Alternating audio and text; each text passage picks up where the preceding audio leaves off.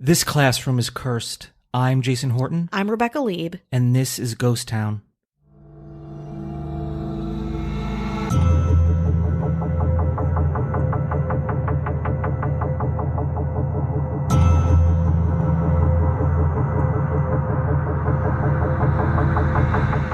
This is something that I have never heard of. I went into this episode completely cold. I was told about Transylvania University, its unique history and its curse, and all of the information was very new to me, which I hope it is for you too, because it is completely insane.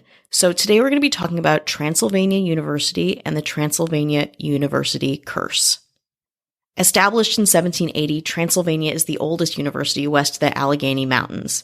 Its name means across the woods in Latin, and the university was named after the colony of Transylvania, which I had also never heard about. Have you? A little history lesson about the tiny, short-lived colony of Transylvania.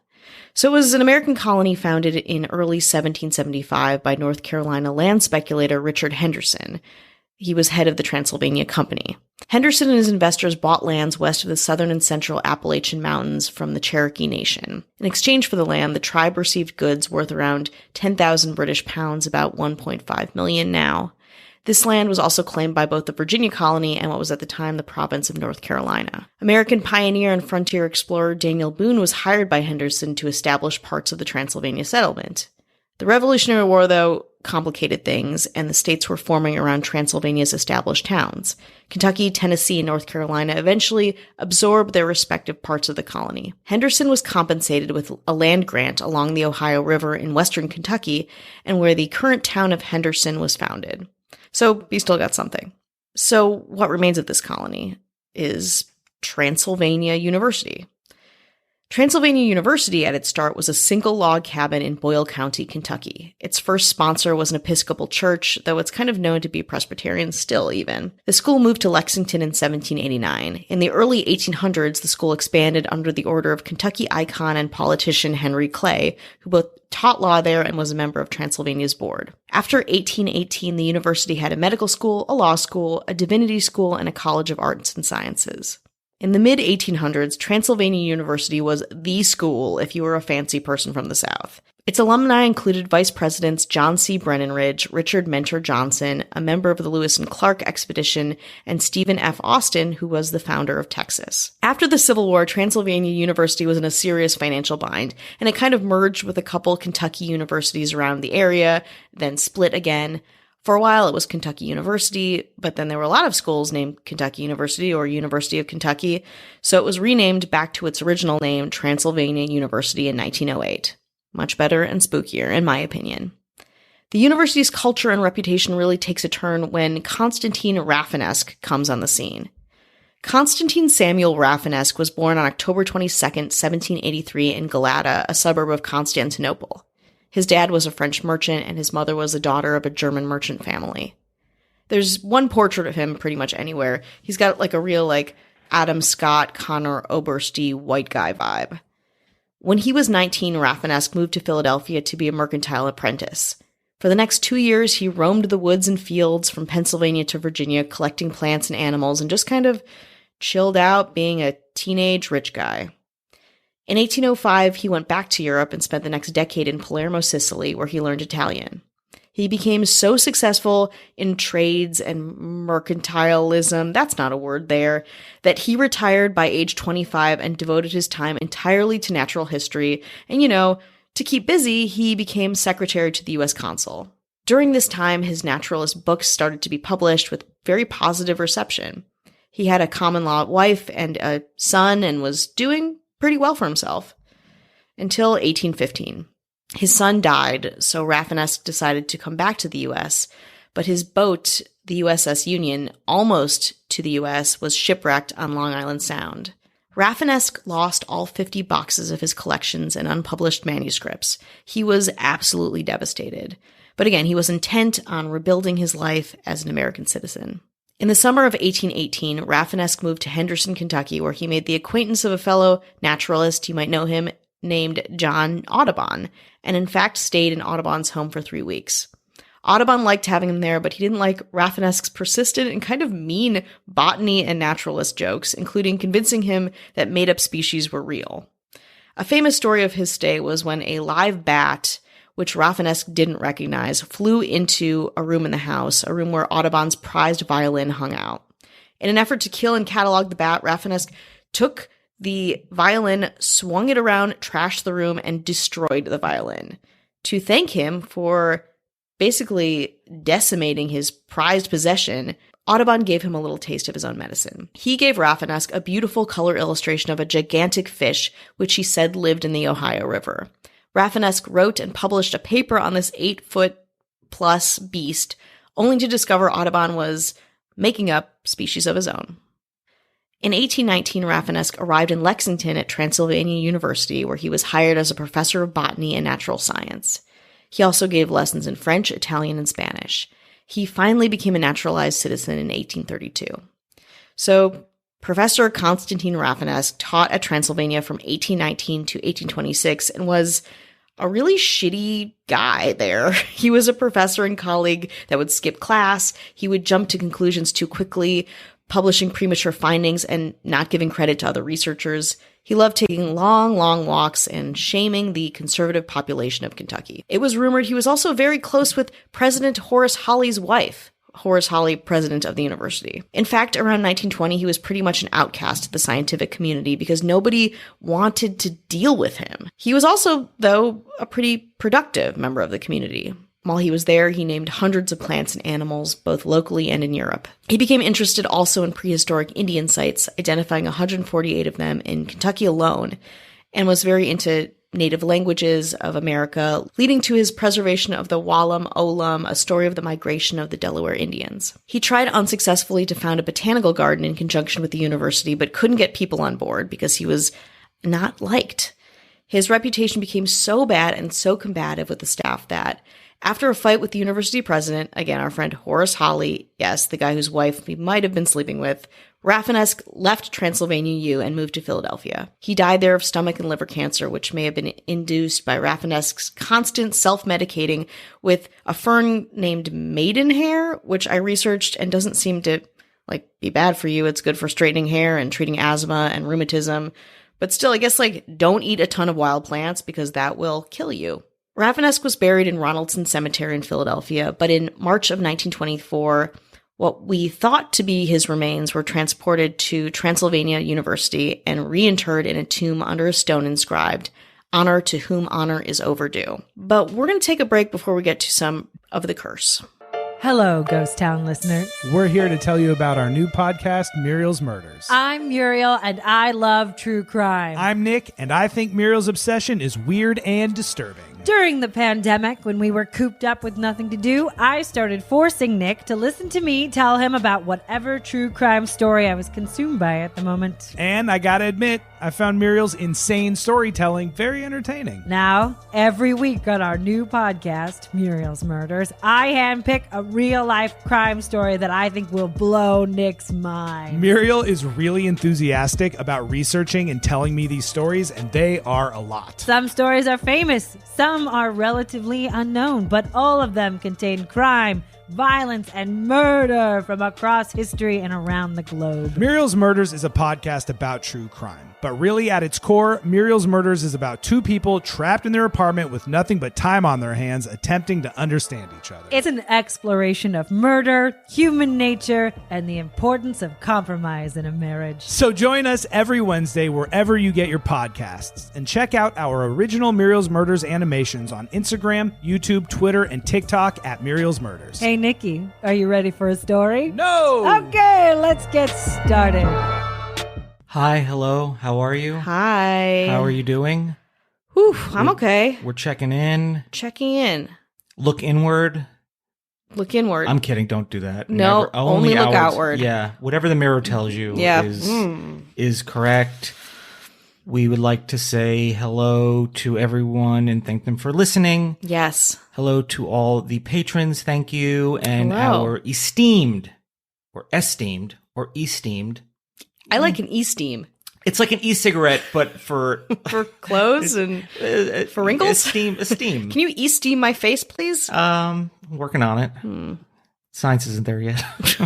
Say hello to our mayors. We got a little Joshua Lambert. Hello. We got a little Ben Forsyth. Hi. We got a little Ashley Matson. Hello. And Dara Rosenzweig. Hello. Or Dara Rosenzweig. We haven't sorted that out yet, but I mean, that's what keeps things light and fun around here. Yeah. Just it's a dialogue between us and you about how your name goes. Just have normal, boring names like ours. Yeah, can you just have like homogenized, lame ass names? Yeah, one syllable only. Or just have whatever name you have, and we will have to deal with it because that's how the world works. Oh, okay. I don't know. And our governor, Avian Noble. Avian. The sixth.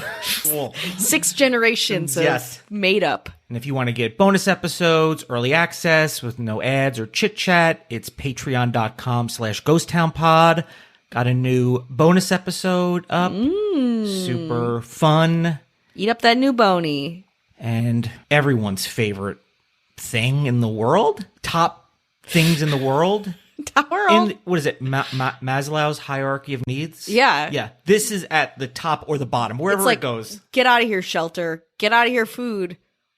Drum roll. Apple Podcast reviews. Thank you to anyone who's done it. And let's read. Only got 2. Only got two for us today. Okay. Good topics, but hard to listen to. 3 stars from 88 Heck from the US&A. Interesting topics, but hosts insert their own opinions on trivial matters that don't pertain to the main topic. Quote, in parentheses, it doesn't matter what you think of rich people. Just tell us a story of the Rothschilds. Whoa, this is on a new one, too. Yeah. I think it maybe does matter what we think of rich people because if we're really into rich people, it's going to color the episode differently. Yeah. We're also not journalists. Yeah. If I was like, well, my great uncle Greg Rothschild once told me, you might be like, yeah, maybe I won't. Sorry. And if that was true, I probably would lead with that. I would hope so. Interesting, weird history, solid podcast, 4 stars. This is from Dr. Cabo. This is a good podcast that's like listening to friends. Ignore the pompous haters. If you don't like it, you don't have to listen. Yeah. Just move on. This is our bouncer. This is the doctor's podcast. orders. So just like I don't like chocolate cake, so I don't eat it. I just move on. This is tough. This is like the movie Taken. And we're being held hostage. The haters are the hostage takers. If you don't like the chit chat, then hit your fast forward button. Keep up the good work. Rebecca, keep cursing and dropping F-bombs. Now it's turned on us. I'm scared. You reading this makes me scared. Thanks for telling the weird history that I would never have known about. Taken 5. The podcast years. When they run out of people. Liam Neeson's oh my God. Run out of children to get kidnapped. Middle-aged people. Kidnapped so many times now. His favorite podcast host. There's some middle-aged white people that need help. So if you haven't left one, please do. Mm-hmm. If not, that's okay. I want to throw this out there. I want to make more Ghost Town based stuff, fun stuff, limited edition maybe. If you have an artistic inclination or proclivity, I'll use both those words. Nice. Whatever. And if you have an idea, send it. If you have a way, like, if it's something that's could be transparent, or I can take out the background of it, and it's suitable for a bunch of different colors on hoodies or t-shirts or mugs or whatever. Feel free to send it. Like, fan art. It takes a little time to process all that, but if it's something that's halfway decent, give it a run. Slap it on a shirt. Slap it on a shirt. Slap it on a pop socket. Damn it. I hate myself and you. 2 stars. Yep. So do you want to get back to the coolest name of a university ever? Pretty much. Let's re-enroll in Transylvania University. So this is where history and legend kind of converge. We're going to go back to the fight with Transylvania's president.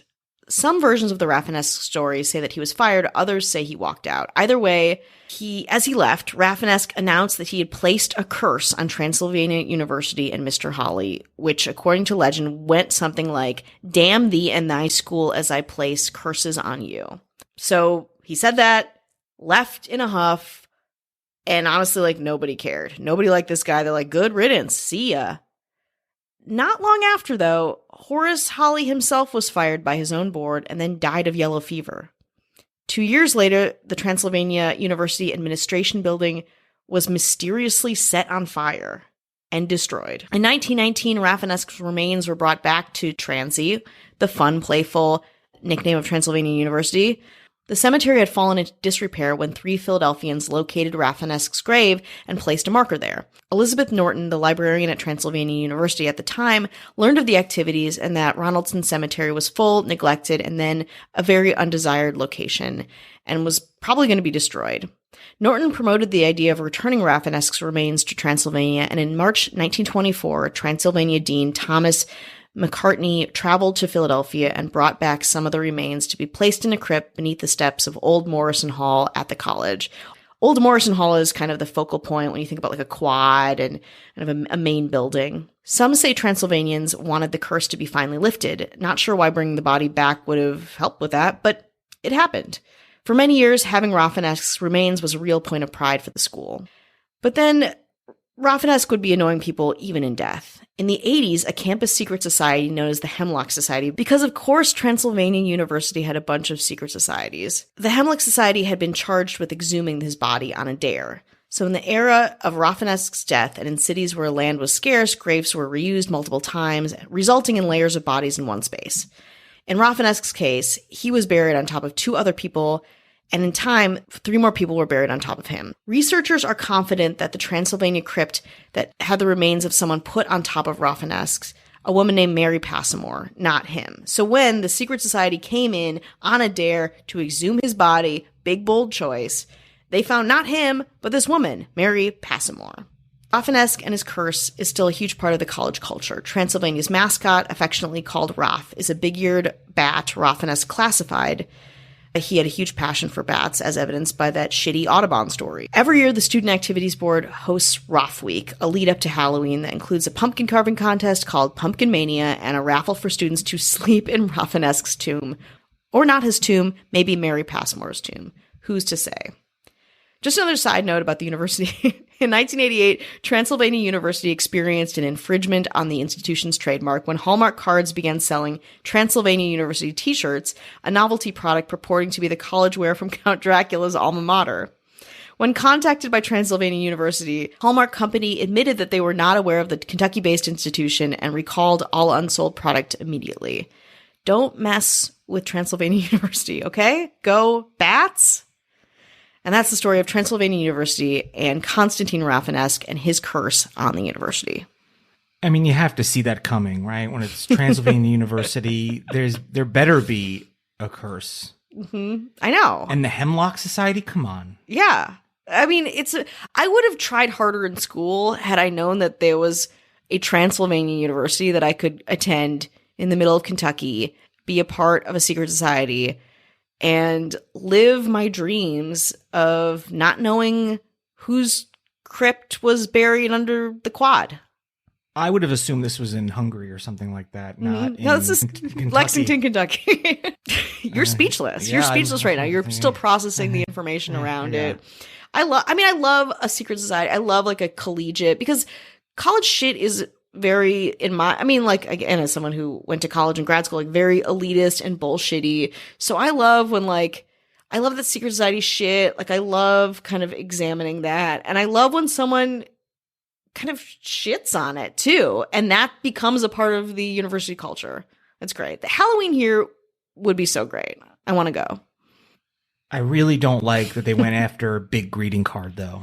That is where I draw the line.